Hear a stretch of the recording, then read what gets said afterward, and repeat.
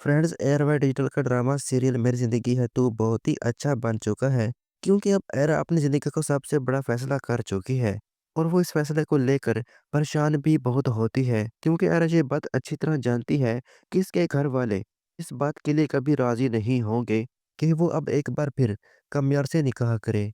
और फिर एरा जब वापस आ रही होती है, तो वहाँ पर कमियार की माँ भी एरा को मिल जाती है और कमियार की माँ भी ये बात जानती है कि एरा भी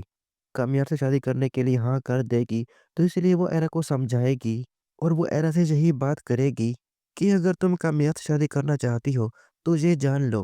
कि कामयाब से शादी करने के बाद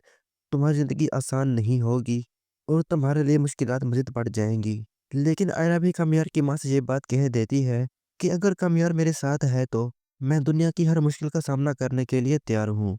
और वहीं दूसरी तरफ जब एरा घर पहुँचेगी, तो वो अपनी माँ से भी यही बात करेगी कि वो कामयाब से शादी करना चाहती है और वो ये बात उससे बोलकर भी आई है। तो एरा की माँ जैसे ही ये बात सुनेगी, तो वो तो बहुत ही परेशान हो जाएगी, लेकिन तभी साथ में फलक भी बैठी होगी और फलक तो ये बात सुनते ही बहुत ही खुश हो जाएगी, क्योंकि फलक ये बात जानती है कि कामयार और एरा एक-दूसरे को बहुत ही पसंद करते हैं और एरा की माँ को तो पहले से ही कामयार बिल्कुल पसंद नहीं होता। और वो एरा से यही बात कहेगी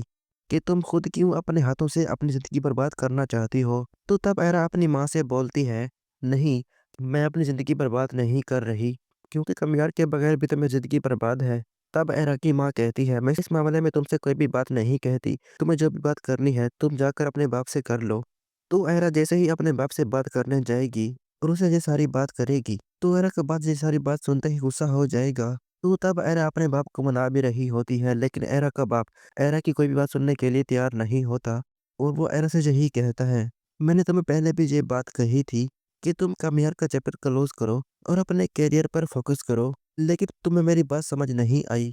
इसलिए तुम्हें मेरी बात को समझना होगा इससे पहले कि मैं कोई सख्त फ़ैसला करूँ और फिर बाद में मुझे पछताना पड़े।